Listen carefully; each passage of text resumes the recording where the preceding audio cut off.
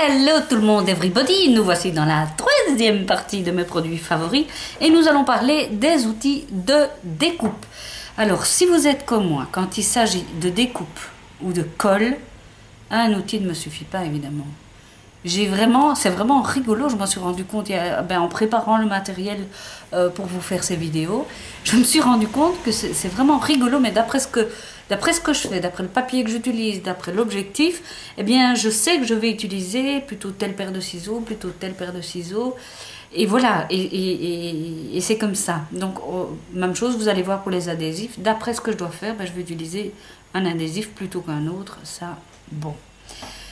Je vais commencer par tout ce qui est en lien, entre guillemets, avec la mesure. Mesurer. Ça a l'air bête, mais vous allez comprendre tout de suite. Enfin, très vite, je crois. J'adore ma latte ici, ma règle, pardon, mes amis français, pardonnez-moi. Ma règle en métal, et c'est une règle qui fait 50 cm, et je vous assure, elle existe en 20, en 40 et en 50, je crois.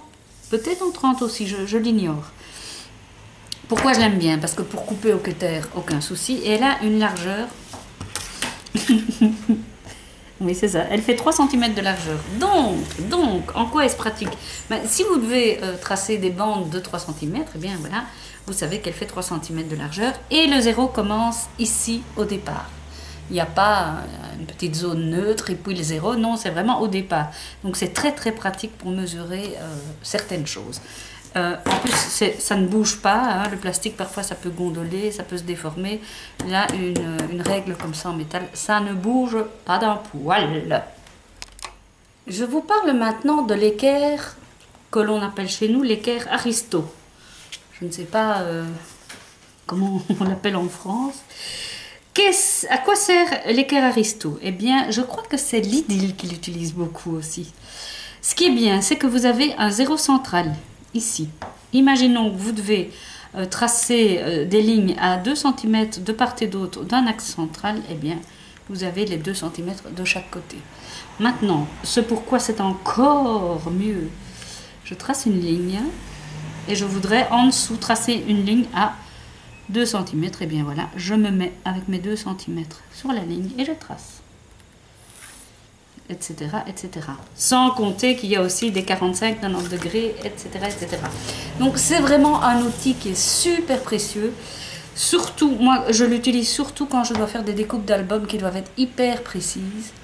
Je mets en tout cas mes marques avec ça et puis je découpe au massicot. Ok. Parlant maintenant de massicot.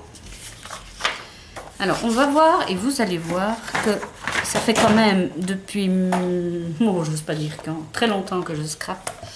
La marque Fiskars est quand même une marque qui est spécialisée en matériel de découpe, que ce soit les ciseaux, les taille-et, les pinces, enfin bon, ils sont vraiment, vraiment bons et ils s'améliorent constamment. Si vous saviez combien de massicots j'ai à la maison, je n'oserais pas vous le dire parce que chaque fois qu'il y en a un nouveau qui sort, il me le faut. Non, j'exagère quand même. Mais celui-ci, en quoi je l'aime bien? Je l'aime bien parce que la base ici, c'est une large base. Moi, j'aime bien d'avoir une large base. Elle est en inch et en centimètres. Alors, tout en haut à ras du bord, c'est en centimètres. Tout en bas à ras du bord, c'est en inch. Donc, c'est parfait pour moi. Alors, qu'est-ce que je peux vous dire d'autre? Les nouvelles lames, ce sont des lames en titane, à ce qu'il paraît, qui glissent, mais alors, mais comme du beurre. Et vous avez la noire qui sert pour faire le pliage et la orange qui sert pour faire la découpe. Ce que je regrette quand même, c'est qu'ils n'ont pas fait, je vais le faire par en haut, comme chez Stampin' Up, l'outil un peu plus grand pour qu'on puisse faire reposer la lame noire en dehors de la zone de coupe pendant qu'on ne l'utilise pas. Ça, je trouve un peu dommage. Ce qui est bien aussi, c'est que d'habitude, la base était soit métal et plastique, soit rien que plastique. Mais le problème, c'était que les lettres étaient imprimées dessus. Ce qui fait qu'à la longue, moi j'ai des massicots où je vois plus rien. Vraiment plus rien. Il y a juste des petits numéros ici qui vont encore, mais tous les autres, ils sont effacés. Donc je ne sais plus vraiment m'en servir. Alors, évidemment, on a le bras extensible, ce qui fait qu'on peut découper des feuilles jusqu'à 15 inches, autrement dit 38 cm, ce qui est quand même pas mal. La lame est beaucoup plus préhensible que les précédentes, parce que vraiment vous la prenez comme ça et vous pouvez aller bien droit. La règle aussi, elle est vraiment comme c'est un truc en métal et pas en plastique où ça risque de voyager, ça coupe vraiment bien droit, vraiment bien droit. Qu'allais-je dire d'autre? Ben oui, forcément je vais vous montrer. Quand je dois plier par exemple, ah oui mais j'ai le bras de la caméra, quelque chose, je vais essayer que vous voyez bien, à 6 cm, je me mets à 6 cm, voilà. Ouf. Ah oui, je sais pourquoi. J'ai pris un papier d'imprimante et la lame qui plie, elle est assez forte. J'aurais dû prendre un autre papier pour vous montrer. Bon, ce que vous pouvez toujours faire, c'est utiliser votre plioir et vous mettez à la taille que vous souhaitez, par exemple 3 inches. Et là, vous devez aller vous-même dans la rainette, dans la réglette ou dans la rainure, comme on veut, avec votre plioir. Voilà. Et vous avez votre pli qui est marqué. Alors, ce plioir-ci, je ne sais pas si on le vend en France ou en Belgique, mais c'est un qui coûte cher. Je crois que c'est presque 20 €, que je dise pas de bêtises. Mais par contre, alors là, les amis, c'est du silicone, si j'ai bien retenu. Alors, c'est très souple, très doux. Ça ne bouge pas. Franchement, ça ne bouge pas. Et alors, ce qui est bien, par rapport à d'autres plioirs, c'est que vous avez ce bout ici qui est légèrement biseauté et qui est droit. Et quand vous faites ceci, vous n'avez pas une marque là à 2 cm ou à 1 cm due à votre plioir. Donc franchement, c'est le plioir de rêve. Maintenant, il ne faut pas le perdre, il est précieux, il coûte cher. Mais franchement, pour plier, c'est un vrai bonheur. Et la pointe ici ne déchire pas comme ce que je viens de vous montrer, mais bon, j'y suis allée un peu fort peut-être. Elle ne déchire pas, mais elle marque quand même le pli. Donc, génial cet outil-là pour utiliser avec votre massicot ou autre chose, comme vous voulez. On va en venir maintenant aux ciseaux. Qu'est-ce qu'on fait? On va du plus petit au plus gros? Oui, hein. Et là aussi, vous allez voir que Fiskars a bien sa place. Le premier outil que j'aime assez bien, c'est ici.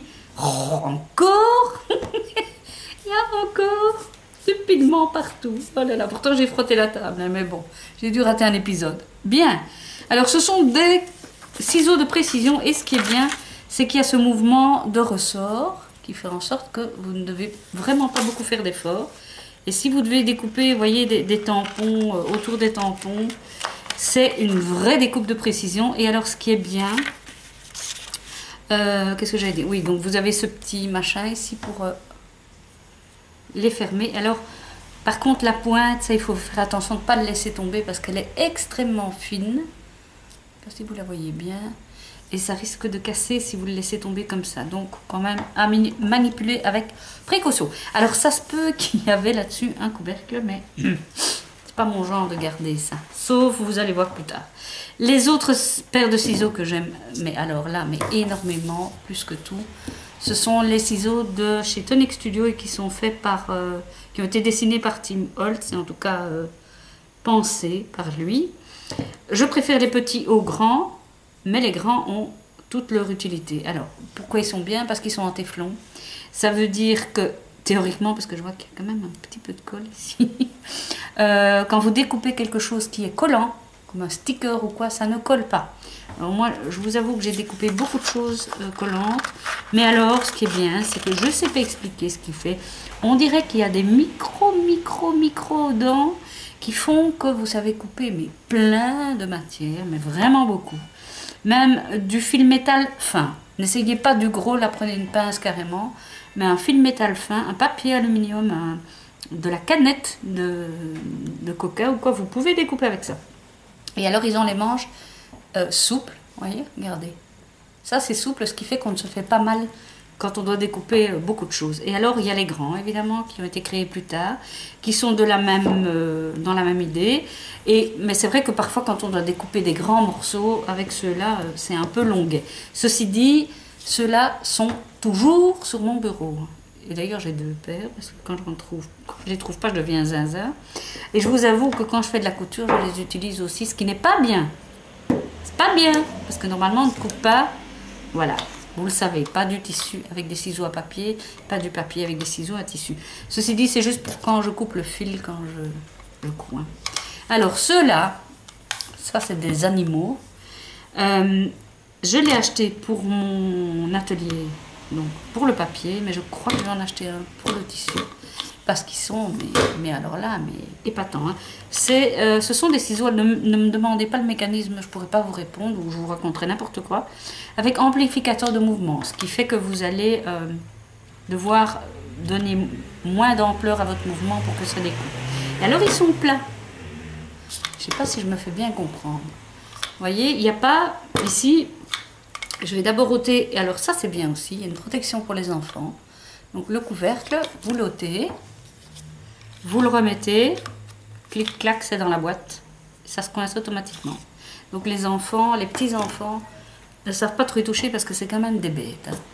Et donc voilà, et quand je dis qu'ils sont plats, voilà, si vous devez couper du tissu, vous n'avez pas ce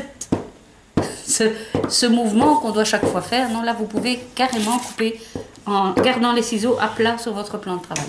Ce qui est quand même assez épatant. Et alors, il coupe. Mais alors là, mes amis, ça c'est vraiment un réel bonheur. C'est pas bon marché, tous ces ciseaux, mais vous les gardez à vie, quoi. Enfin, oui, je crois. Peut-être les petits ici, j'imagine que c'est plus fragile. Mais là, j'ai une paire depuis qu'ils sont sortis. Donc ça doit faire quoi 5, plus, presque 10 ans. Elle est comme neuve. Hein. De temps en temps, je passe avec un petit peu d'acétone ou un produit comme ça pour enlever s'il y a un peu de collant dessus. Mais je le fais une fois tous les ans et demi, je dirais, pas plus. Donc franchement, investissez là-dedans. C'est Jennifer McGuire qui disait qu'elle en avait une paire comme ça dans chacune des pièces de sa maison, quasi. Tellement elle les apprécie, mais je comprends. Maintenant, parlons des coupes de forme dans du papier. Eh bien, je suis retombée en amour avec mes perforatrices. Je me rends compte que je les utilise de plus en plus souvent parce que ça m'économise de mettre ma silhouette en marche, ça m'économise de mettre ma Big Shot en marche, de déplacer tout du bazar. Et pour certaines choses simples, il y a des motifs de perfo qu'il faut, pour moi, ce sont des must-have. Je vous explique. J'ai pioché dedans. J'ai pas tout pris, mais j'ai pioché ceux que j'utilise le plus. Et je vais vous expliquer pourquoi j'ai pris celle-là. La première chose, ce sont les perfos. Oui, non, ça c'est pour après, c'est un peu... Hein. Les perfos que j'aime vraiment beaucoup, ce sont les perfos Ike Success, qui sont les mêmes que les perfos de chez Stampin' Up. D'ailleurs, j'en ai une ici. Voilà. C'est la même qualité de perfos et elles sont exceptionnelles. Ça, c'est vraiment des perfos, mais qui déchirent, comme on dit. Alors, ce qui est bien, c'est qu'elles ont un petit mécanisme ici, vous voyez, pour les ouvrir. Voilà, puis on fait le travail que fait une perfo, sans difficulté aucune, franchement. Et quand on a fini, on ferme la perfo, on clique, et on n'a plus que cette épaisseur-là à ranger dans son tiroir, ou dans sa boîte, ou. Alors, évidemment, quand on a des grandes comme ça... franchement, on gagne de la place. Ce qui est bien aussi, c'est que sur la tranche, regardez, est indiqué le motif de votre perfo. Donc, si vous les empilez dans une étagère, bon, il ne faut pas les faire tomber quand on en prend une tout en dessous, mais au moins, on les retrouve facilement. Ça, c'est quand même pas mal. Ça, c'est pour les perfos Ike Success, qui sont presque mes favorites. Presque. Parce que celles-ci, les Martha Stewart, sont très costauds également. Alors vous avez vu ici, j'ai pris le petit fanion parce que ça sert toujours et des disques. Les disques, j'en ai de plein de tailles. Chaque fois que je fais une grosse commande, j'essaye d'en mettre une dedans parce que j'en avais d'autres mais qui n'ont pas résisté à la durée. Donc je préfère m'acheter une bonne de temps en temps et chipoter avec les anciennes et pouvoir petit à petit avoir des toutes bonnes parce que franchement, une fois qu'on a travaillé avec ça, les autres, ça vous paraît de la camelote. Et alors, bon, ben les Martha Stewart, c'est pareil. Ça coupe comme dans du beurre, c'est vraiment, c'est de la toute bonne qualité et la prise en main est très bonne. Évidemment, elles prennent plus de place. Ça, j'avoue que c'est quand même encombrant. Mais par contre, bah, elles sont déjà design très belles, tout bien quoi. Et alors, les perforatrices de bordure de chez eux sont très bien aussi. Par contre, voilà, regardez la belle dentelle. Celle-là est vraiment jolie, jolie, jolie. Par contre, les perforatrices de bordure Ikea Success, il faut faire attention parce qu'il y en a où on croit que ça va être une découpe. Par exemple ici, hein, je vais essayer de vous montrer ça plus près. Vous voyez les tout fins points là. Mais ici, c'est une découpe.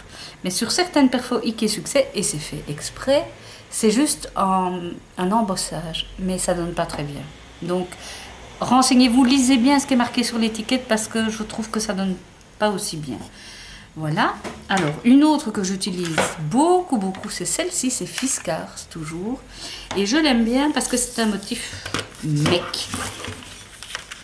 Ce sont des, voyez, des accolades pour faire des bordures. Et chaque fois que je fais une carte pour homme et que j'utilise une perfo de bord, c'est celle-là que j'utilise parce qu'elle est vraiment, vraiment bien.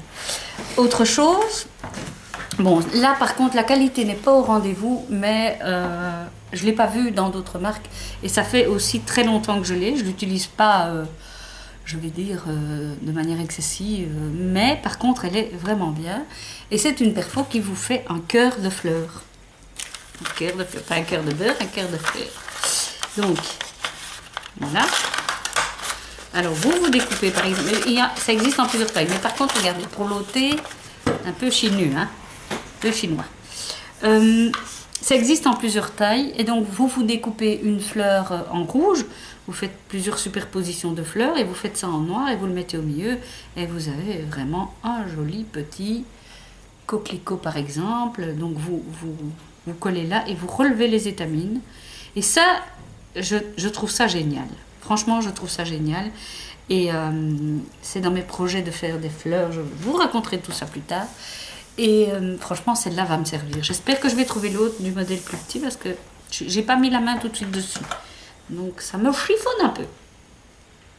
Une autre que j'aime bien, que j'ai gardée depuis toujours, c'est cette petite carotte. Alors ça n'a l'air de rien, mais c'est mimi comme tout pour Pâques. Et alors le principe du poussoir comme ça, c'est chouette aussi.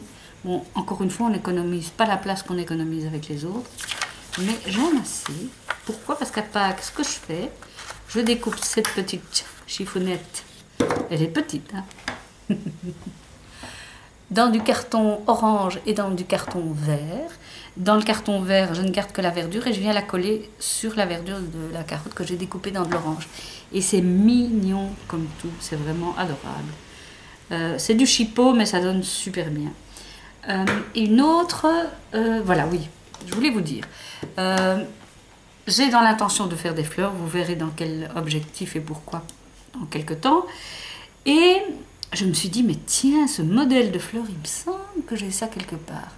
Et j'ai jamais revendu mes perfos, je ne sais pas pourquoi. Je crois que c'était dans les premiers outils que j'ai achetés pour faire du scrap, c'était mes perfos.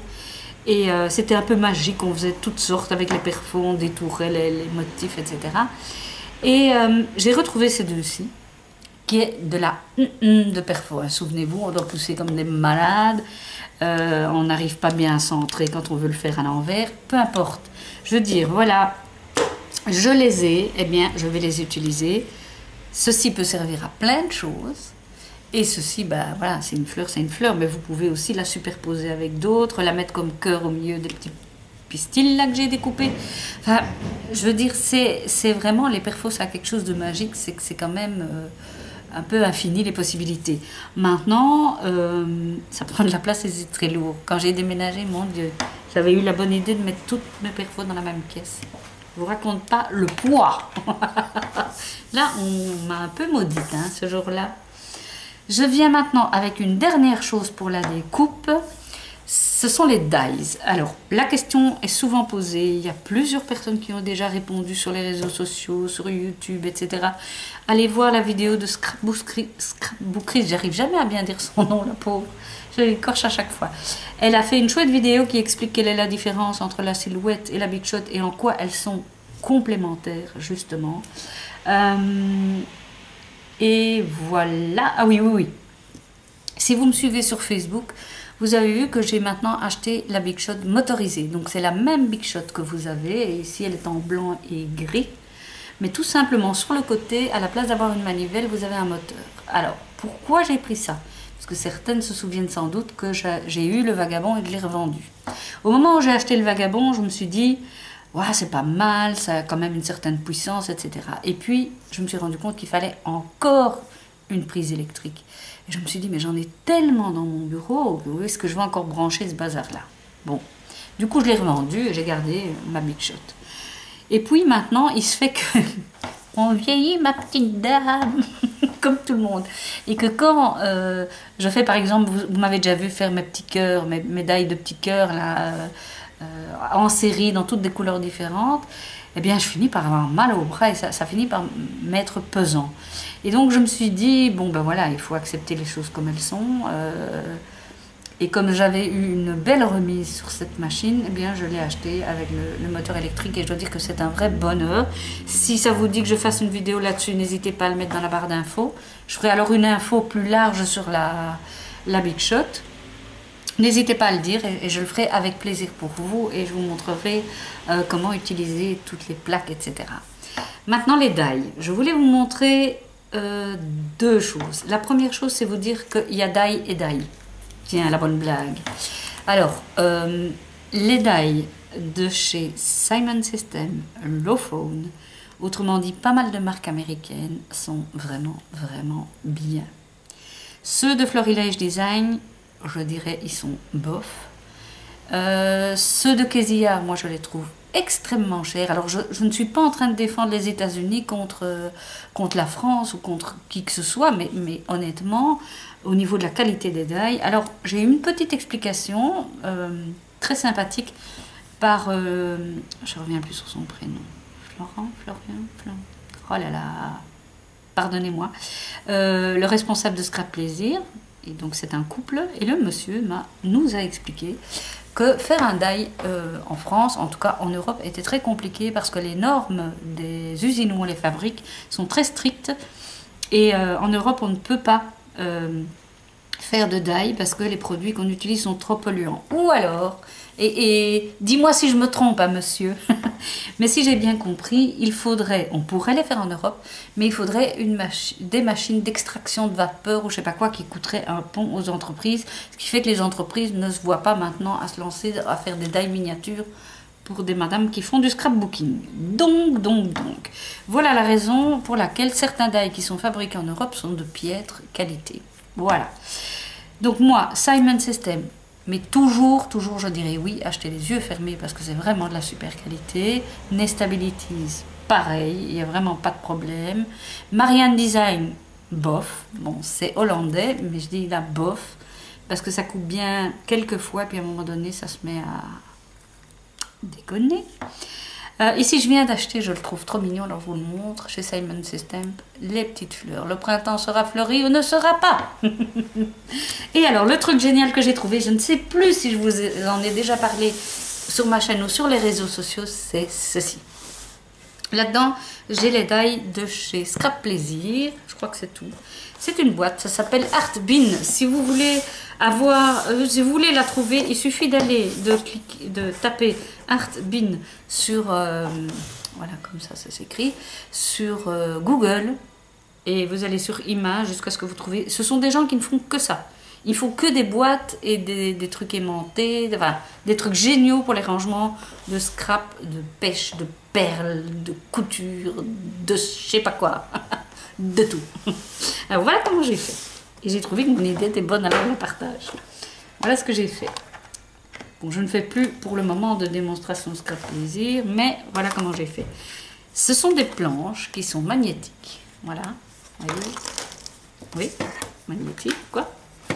Et j'ai mis tous mes die dessus en faisant un tracé. Pourquoi j'ai fait un tracé? Parce que quand vous allez en réunion, quand vous organisez un atelier, tout à coup il y a un die qui manque. Vous ne le voyez pas si vous n'avez pas ce genre de système au moment où on range l'atelier pour pouvoir vérifier qu'on les a bien tous ramenés, quand ils sont bien tous là Il n'y a personne qui en a emporté par mégarde. Voilà, voilà.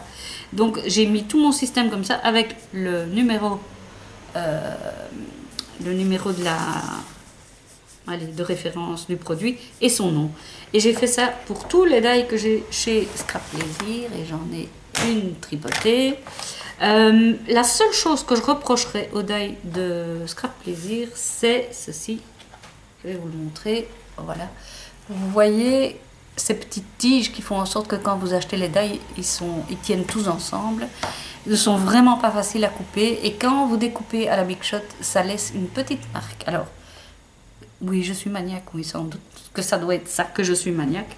Mais c'est un peu dommage. Donc j'ai déjà essayé de les couper, ou alors j'ai pas une pince qui coupe assez fort, ou je suis pas douée, ou c'est un défaut. Je n'en sais rien.